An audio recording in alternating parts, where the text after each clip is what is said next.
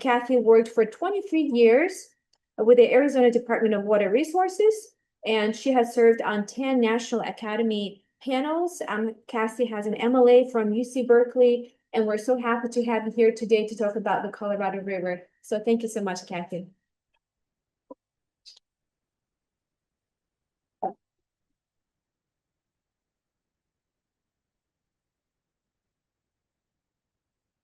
Hey, well, thanks so much for inviting me to join you today.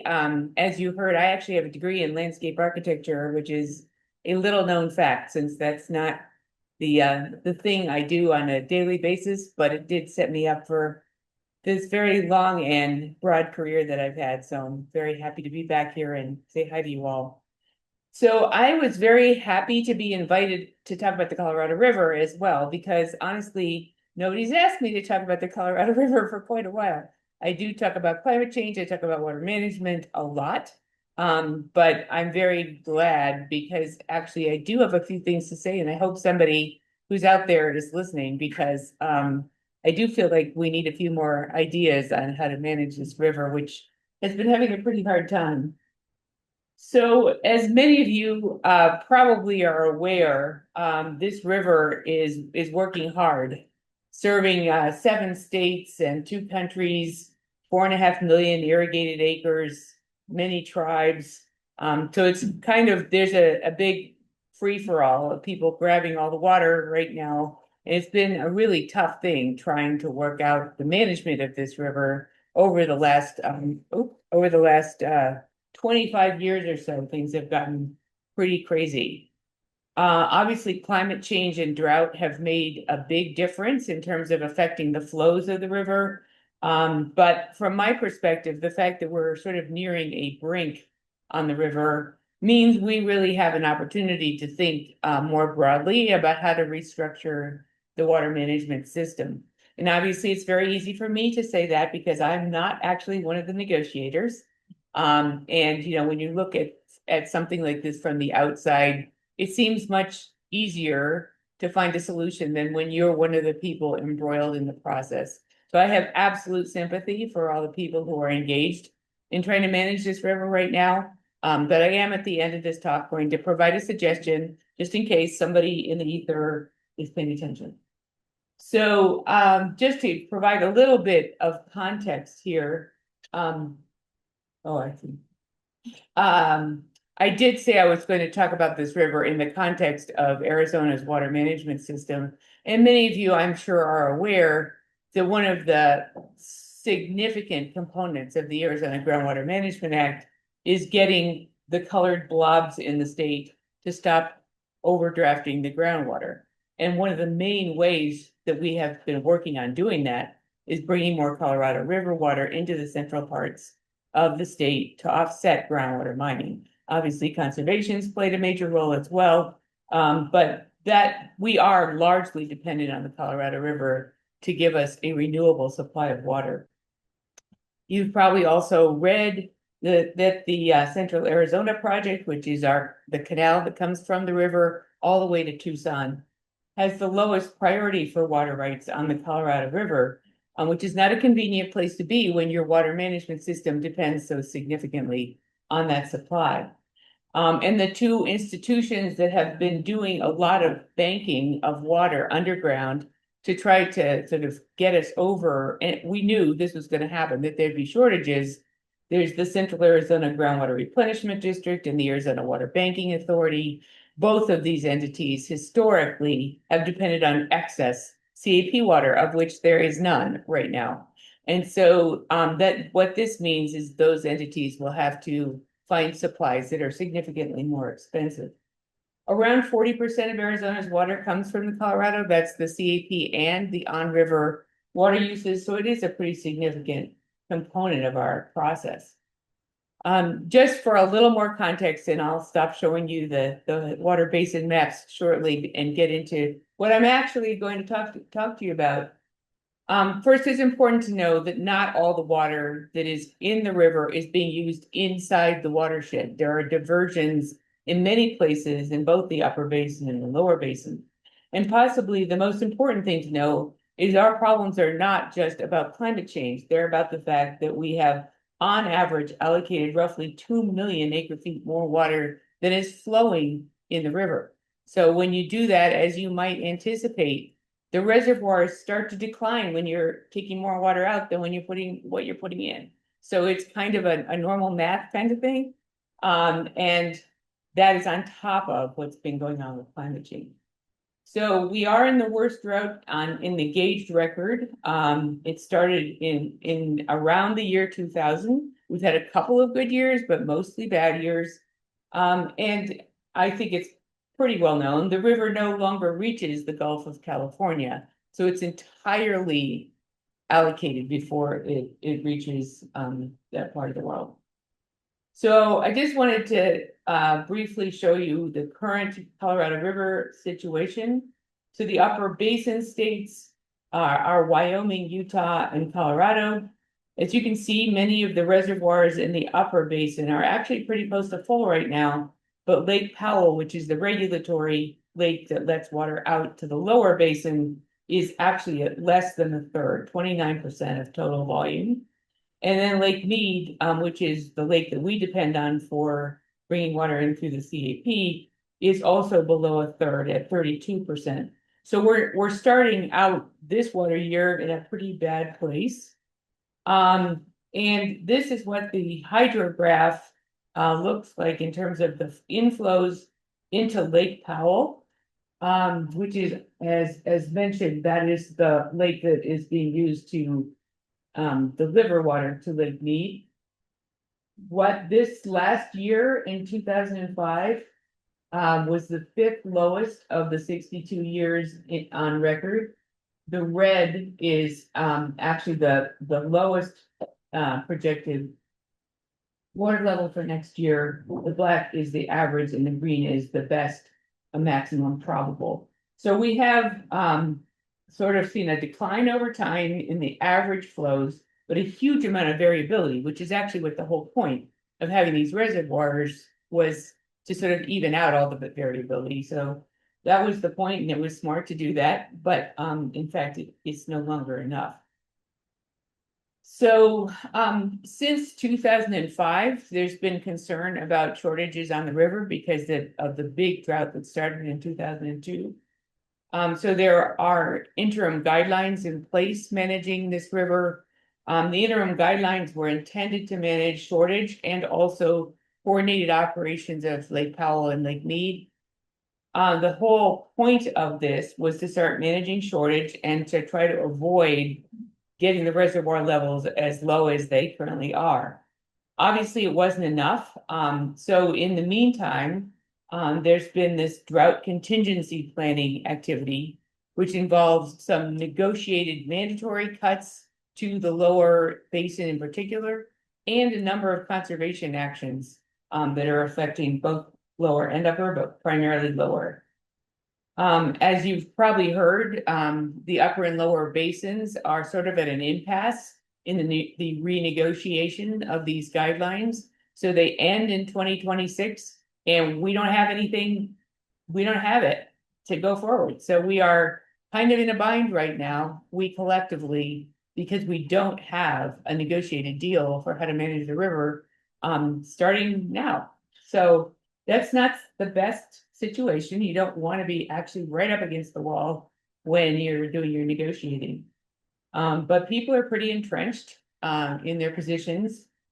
That being said, this drought contingency planning activity has actually saved 5.5 million acre feet just from Arizona's activities. So we've been artificially propping up the level of the reservoirs through conservation and through agreed upon negotiated mandatory depletions. So the purple part here is the mandatory depletions that are cutbacks that we negotiated as part of the drought contingency planning. And the blue is everything that has been essentially voluntary conservation. There has been a fair amount of federal money flowing, trying to help prop up this system by paying farmers not to use as much water as they have available and so forth. But as you can probably tell, given the level of the lakes, it's a little too late situation, and so there's a lot more work to be done. This is a graph that I like to show. So many of you who've heard me talk before are probably very familiar with this one, but I love how this illustrates what it is that's the problem here as far as climate change is concerned. So the Colorado River, the flows have been declining. This is the unregulated flows over time. The temperatures have been increasing at, roughly the same rate. However, precipitation has been essentially steady. So the thing that has been changing in terms of the natural flows is the temperature.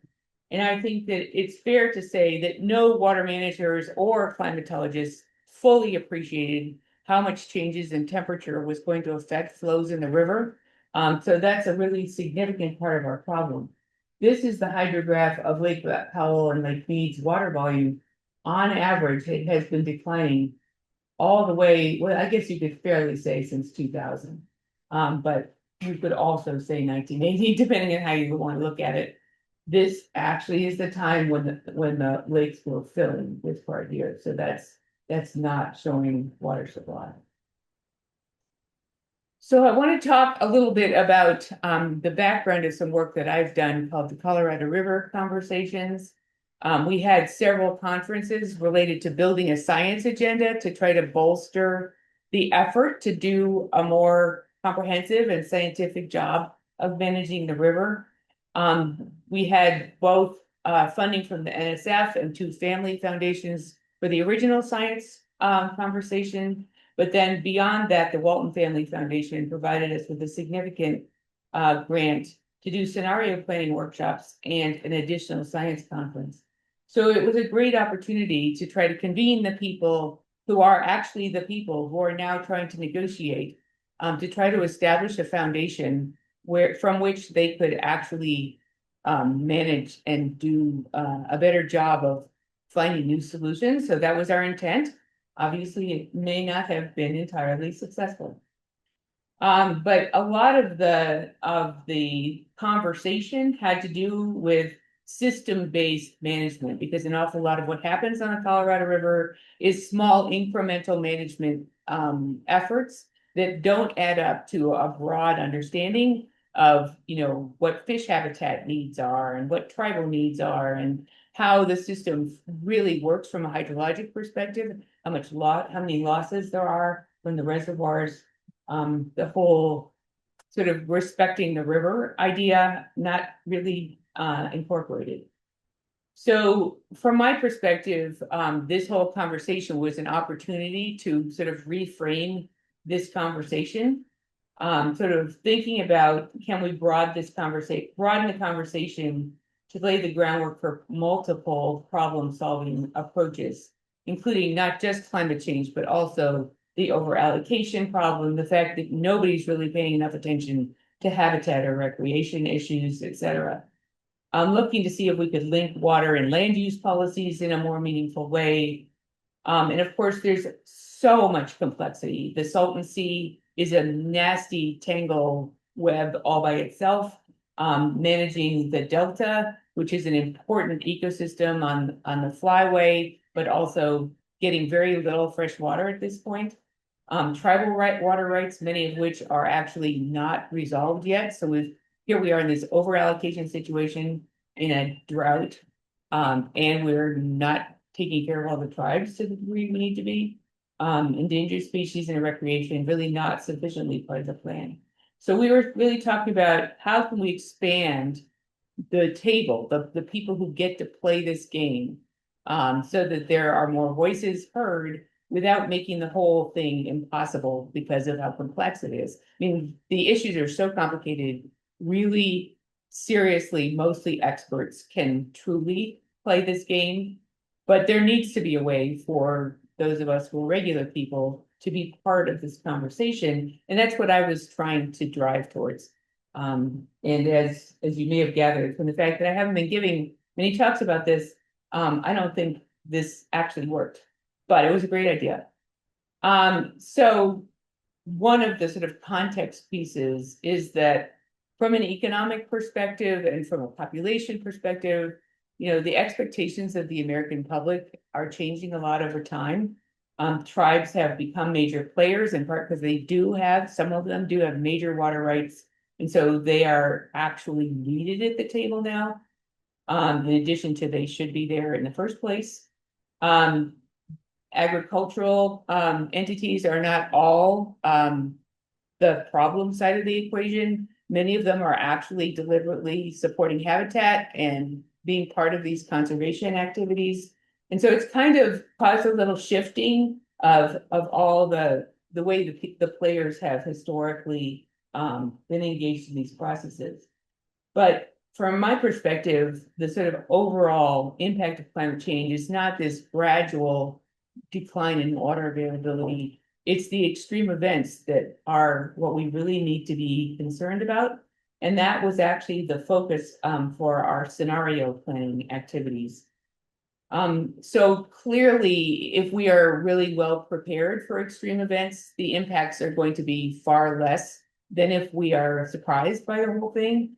And of course, many people think of extreme events as being, a single hurricane, or perhaps they think of it in terms of a drought, but they don't think about it in terms of, COVID and wildfire and all kinds of economic and environmental disintegration. They think about it as just individual sort of drivers. And the idea of this was, how do we think about multiple drivers that could actually simultaneously cause problems, and how can we be better prepared as institutions to deal with these things?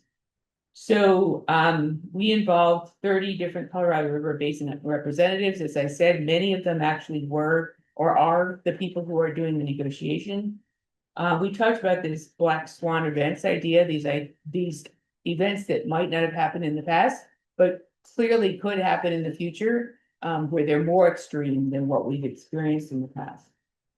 And so just to sort of emphasize that this diagram, it's about, essentially people plan towards historic conditions, like what's the lowest it's been in 30 years? What's the highest it's been in 30 years? But they don't necessarily think about, in 1470, there was actually a really serious drought. And that was under natural conditions with no climate change going on. So reframing what actually could happen outside of the range of our recent experience is kind of an important way to think about it. We had these 30 people sort of identify what kept them up at night. We built scenarios around those things in terms of climate and physical infrastructure and legal and politics, ecological, social. So there were nightmares in all of those categories. And then we sort of picked the ones that the water managers were most interested in talking about. We actually researched and wrote storylines associated with each one of the ones they wanted to pursue, meaning we actually showed how the climate science could result in that outcome. And then we explored the impacts of various kinds. And then we worked together with them to figure out what are some things that all of you, the water managers, could do that could actually alleviate a lot of those concerns. And of course, a lot of it has to do with building social capital and the capacity to help each other. But there were a number of ideas in terms of ways to move forward. I think most importantly, the folks who were engaged in this process, I think, found it very eye-opening that these things were possible, that they might need to be prepared for this kind of an event, and how they might react if that happened. So we have put together a lot of information having to do with the science agenda that was needed for better management, as well as scenario planning reports and publications that are on our website, CCASS.arizona.edu, which is my centered website. So feel free to go there and look for this. But I wanted to sort of move into and what do we do about this part of the conversation? So clearly, people are a large part of the problem. And all of the solutions that are being looked at right now are sort of people-centric. They're not river centric or environment centric.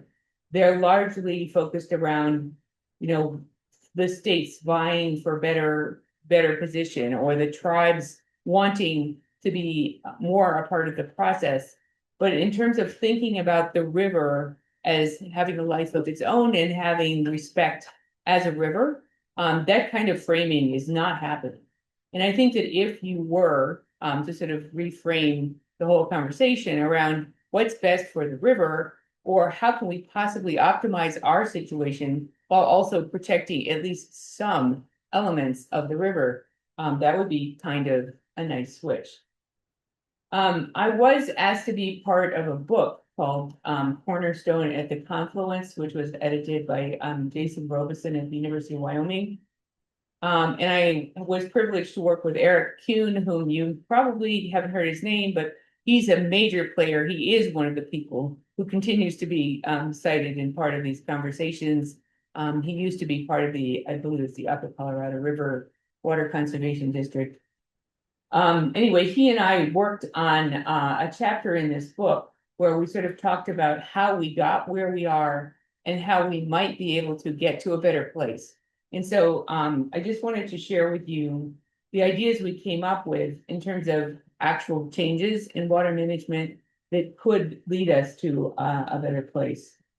So the first one is managing the river based on the estimated running 10-year average of natural flow, which is an important thing to do, but at Hoover Dam, not Lee Ferry, so that you at least account for the river gains between Glen Canyon Dam and Lake Mead.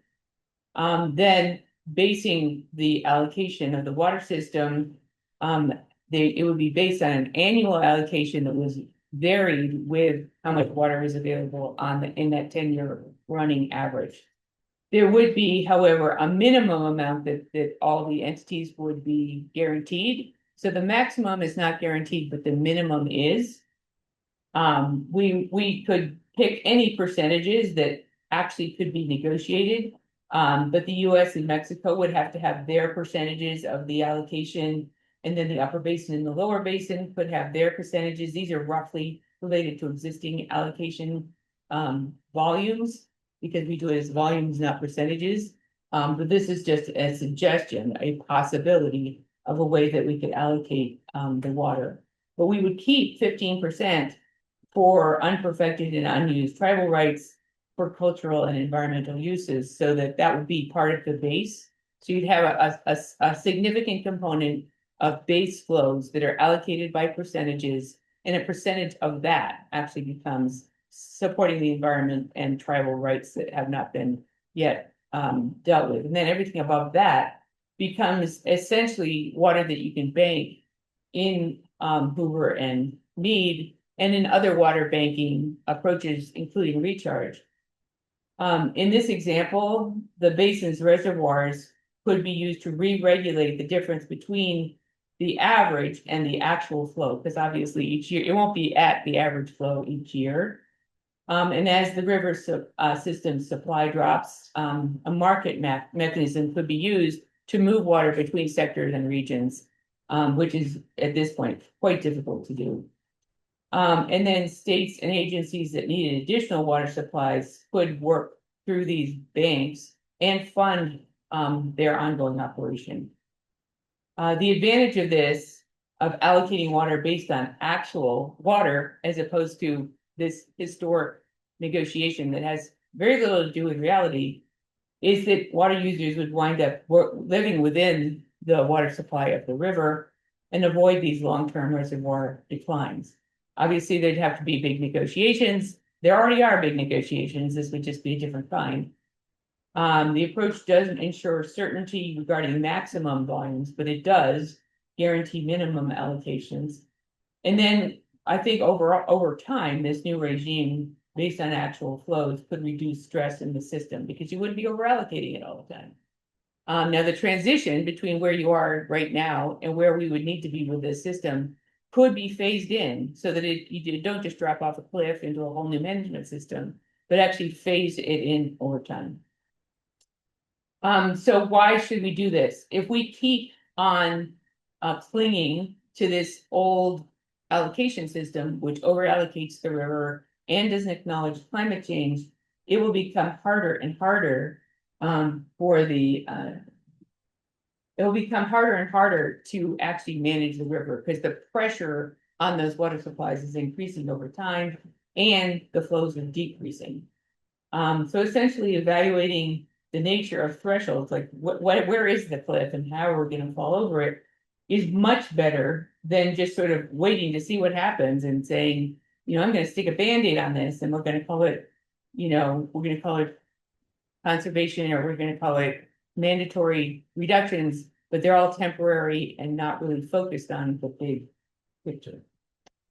So while I have your attention, I'll note that there are many other things that I would suggest about how we should change the water management system in Arizona, not just having to do with the Colorado River. I will spare you going through all of these unless, of course, you insist that I come back to this, in which case I'd be happy to answer questions about it. But there are a lot of ways that we could do a better job within the state as well as working on the Colorado River. So I will give a little plug for my center, which is the Center for Climate Adaptation, Science and Solutions. We focus on bridging the gap between science and solutions, trying to manage risk in complex interdisciplinary environments, looking at ways to make transformational rather than incremental adaptation, and then looking for ways to find synergies between managing emissions and managing the risk associated with climate change. And with that, I will stop and hopefully you all have questions. If I don't know the answer to the question, I'm just going to say I don't know the answer to that question, but I'm more than happy to try to answer your question. So I will stop sharing and see if anybody has anything they want to say. We have a few things on in the Okay. chat. All right. So I guess there's a question, impact on Mexico, question mark.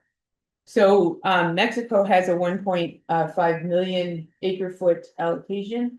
They have been involved in the shortage sharing activities up until now. That being said, the major negotiations are going on right now are between the upper and lower basin regarding the US allocation. But I think Mexico has been being a very good neighbor in terms of trying to help with facilitating better outcomes. I don't know if that's helpful. How much are data centers affecting the river's water and conversations about it? So data centers are clearly causing major local water and energy related problems because of the intensity of the uses and the fact that in many cases, either the electric grid or the water supply are not up to the demand associated with data centers. And I'm sure you all noticed that that's been happening here in Tucson. We're a case study of that situation. It isn't clear that data centers are having any direct effect on the Colorado River because there's all these institutional mechanisms between the river and the deliveries. It's not like a data center can go get water from the Colorado River. That's not how it works. States have allocations. The Central Arizona Project has an allocation. Tribes have allocations. They can all make decisions about how the water that they have goes from their allocation to their own customers. So it's highly cushioned, I guess I would say. There's not a direct effect. But anything that causes an increase in total water and energy use is not going to be a good thing in this context, especially as the water level in the dams may fall below the ability to generate energy from the turbines in the dams. So that is something that everybody's been trying to avoid by these artificially propping up the elevations to try to prevent, losing the power pool capacity. So that could be considered a cop out, but that's the best I can do. Let's see. Did you consider the approach of turning the river over to the tribes that are or were the original stewards? Well, first of all, that's never been in my purview. In other words, that wasn't something that I was in a position to do. Obviously, having the tribes play a major role is critically important. And in our Colorado River conversations process, we were extremely deferential to all of their experience and the traditional knowledge that they brought to the table. And we actually invited a number of tribes to participate in our process, and many of them did, and many of them had very important things to say to us. But in terms of, is it a realistic possible future to tell the tribes, okay, you can now figure out all the fights between the upper and lower basin and come back and tell us how it works? I can't imagine that being a fruitful conversation. But having them play a major role in reframing the way we think about this, I think, is probably a great role for them.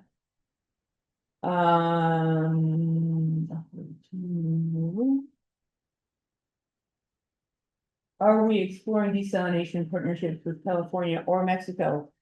Depending on who we is, that's definitely been part of the conversation. In fact, I just read yesterday that WIFA, the Water Infrastructure Finance Authority, is yet again considering proposals that may involve bringing desalinated seawater into Arizona. Apparently, there were 5 proposals that came in that are in that framing. Obviously, there are serious concerns with that, many concerns. I mean, whether it has to do with canals crossing, important biomes that are part of World Heritage sites and national parks, all of that kind of thing. Obviously, there's a US-Mexico issue here, like kind of Mexico needs to be okay with this, and it's unclear whether they would be. And all the energy that's associated not just with the desalination process, but with the pumping of the water across the desert and the water losses associated with that. So if you're actually trying to solve both energy and water related equations at the same time, this is not the first option you would go to. Conservation, honestly, is much cheaper and much better for the environment. That being said, obviously it has its limits, or at least many people believe it does. What work, if any, is being done to encourage typical community members to engage directly with building of social capital? That's a great question. So I think social capital broadly is essentially what sustainability efforts are all about. And Tucson has a sustainability plan, and many other entities who are dealing with heat and health, or wildfire and health. All of us who work on climate adaptation understand that sort of a fundamental foundational piece of adaptive capacity is social capacity. And so building networks around dealing with these issues is actually a great path forward. The problem is, here we are with a federal government that might not be very interested in supporting all that, and a lot of need and a lot of social turmoil. And so, yes, it's important, and yes, it's obvious, and yes, it's really difficult to sort of depend on social networks when you don't have FEMA, after an emergency, or, this kind of thing. So I think that was all these other ones. Oh, have you worked with others to determine economic impacts, reduce various? Yeah, so actually a lot of agricultural entities have been participating in the drought contingency planning efforts, and in taking funding from the federal government to offset their losses when they take land out of production. So agricultural entities have been actively part of the solution. They also are still a major part of the problem. So around 70% of the total water used in the West and in the Colorado River is being used in agriculture, not all of it in high value crops. Many of the crops that are being grown are being federally subsidized through federal tax policy. And so if we were able to get, alignment of true economic incentives, and actually manage things like the way our incentive programs work, it would help tremendously, because this is not just about water. This is about many other things, including politics. So I haven't let anybody in the room ask a question, and I'd be happy. Yes. Thank you, Jennifer. It is so powerful. since we're in a design college, planning design policy, what would you suggest CAPA or we can contribute to your center and also to this work in general? Sure. Yeah, I mean, I think I would call, for example, that long list of things that I think need to happen in Arizona. All of those things have design consequences, land use consequences, planning implications. And so, there could be courses about that. There could be conversations about that. There could be special capstone projects or whatever around those issues. As far as trying to get this college involved in the broad negotiations around the Colorado River, I think that's not going to happen. I mean, you can certainly participate in the public process in whatever ways feel comfortable and appropriate. But I don't know that there's an audience there that's like, oh, let's hear from CAPLA because we haven't heard from them yet. I'm not a person who gets listened to, and I have, 30 years of to be honest, 45 years of water management experience. So anyway, it's not that easy to break into the main conversation. But I think within Arizona, there are lots of rural communities struggling with the new active management area, rules and trying to understand what the implications are. And many of them are land use implications and equity implications that need to be addressed. So I think there's plenty of opportunity. Okay. Yeah, sure. Other questions or yes? Yeah, This guy's my neighbor. He has his carol right outside my office. Yeah, thank you for the presentation, by the way. Sure. I was wondering, who are the actors actually involved in the negotiations currently? There's representatives from the 7 states. Are those representatives chosen by the state legislatures? Are there tribes represented in negotiations? Who's actually having those decision-making conversations? Right? Yes. Well, there are various sort of agglomerations of people. There's sort of the upper basin set of persons and the lower basin set of persons. In our case, we have 2 main players. One is the Arizona Department of Water Resources that essentially represents the state. And we have the Central Arizona Project, which represents the largest user on the Colorado River, which is the canal. It actually is set up slightly differently in each, sometimes it's the state's water engineer that's the negotiator. In California, they have a Colorado River board. And so it's the people who are at the table representing the states do get picked through slightly different arrangements.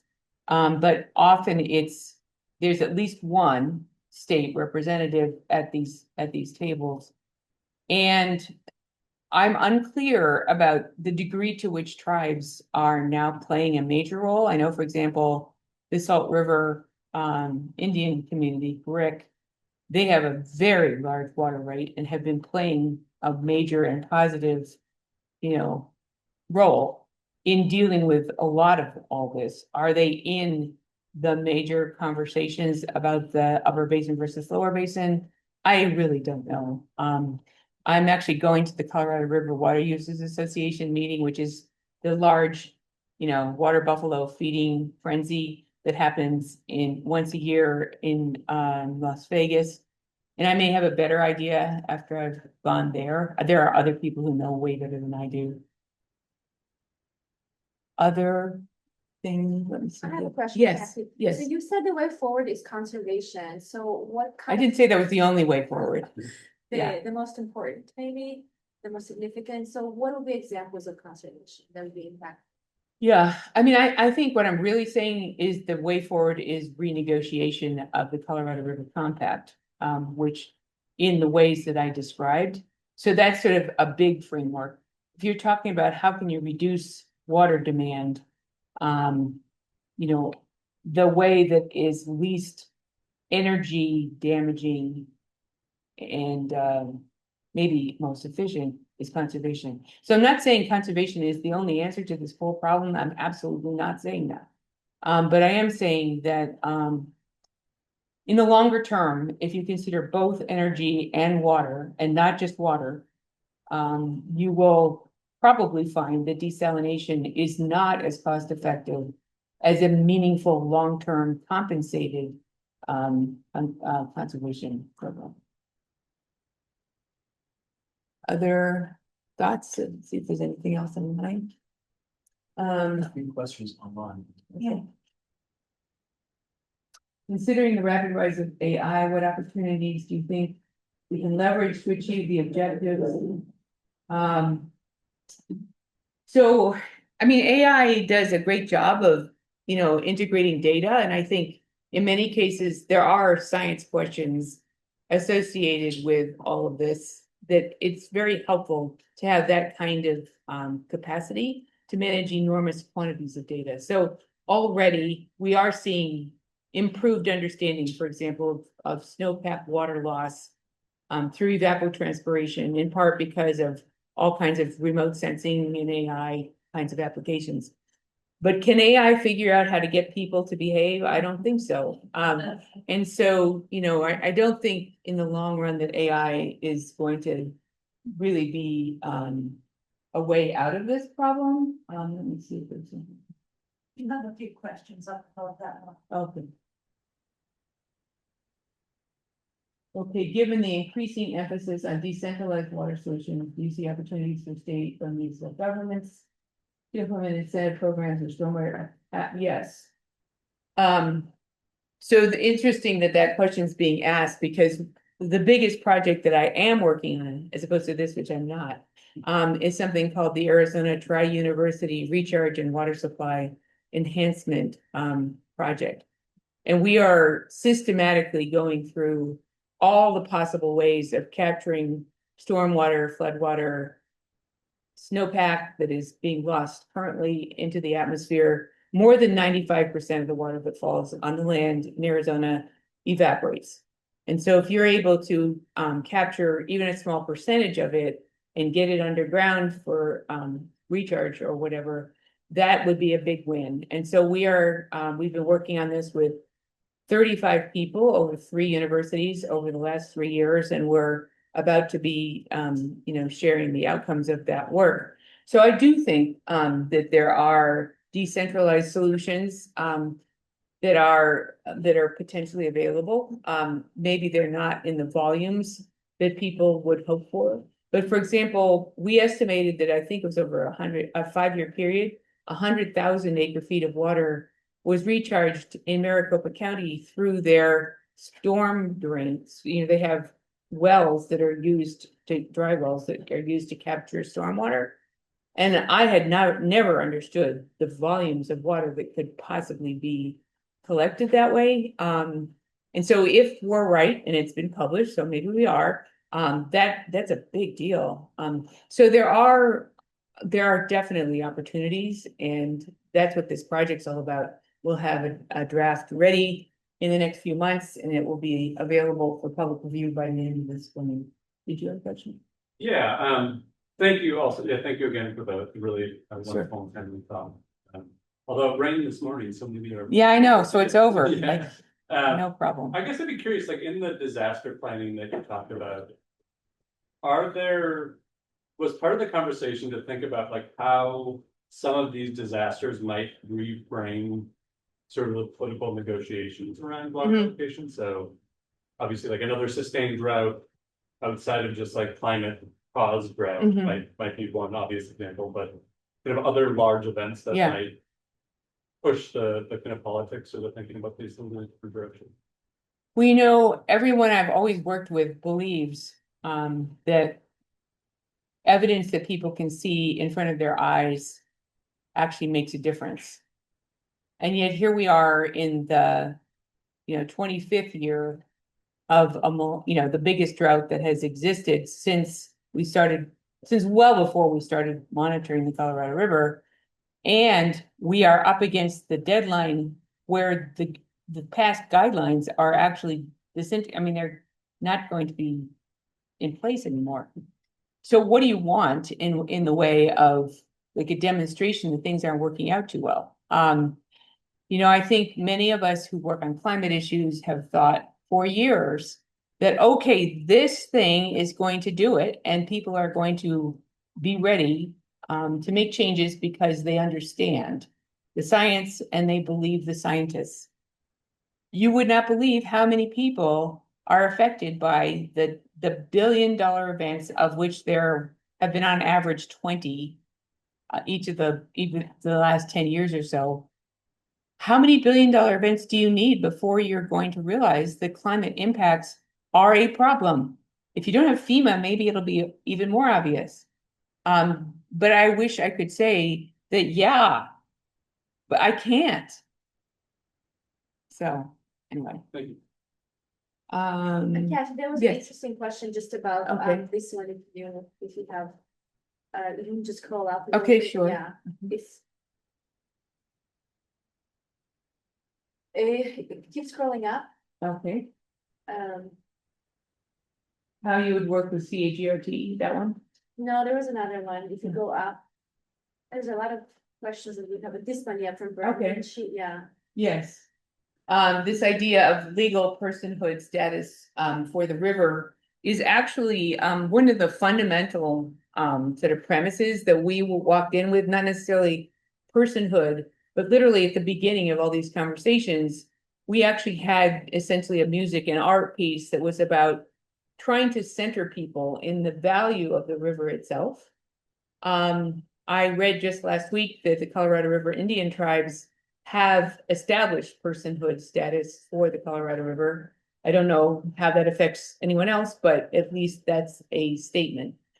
This kind of thing has been done in South Africa and in Australia.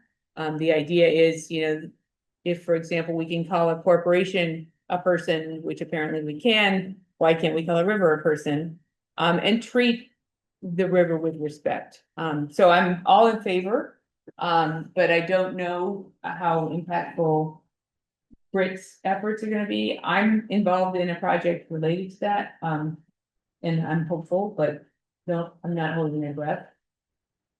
So maybe we can take Yeah. one more question. Okay.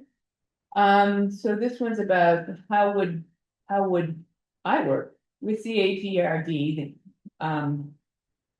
the groundwater replenishment district, to ensure that it can do its job? How can we work with the development community to find more rational mechanisms to protect limited water supplies?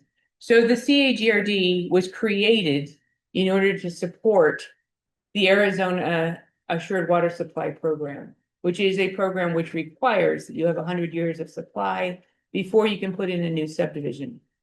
As you may have read, the Arizona Department of Water Resources actually shut down whole areas of central Arizona and Phoenix to new development because they could not meet those requirements. I have personal emotional attachment to those requirements because I led the development of those rules. But if the CAGRD had not existed, we would never have gotten those rules passed. Because from a developer's perspective, it was the path to get new water to those developments. So there's a positive aspect to the CAGRD. Most people think of it as negative because it allows people to pump in one place and replenish elsewhere, but in the same larger region.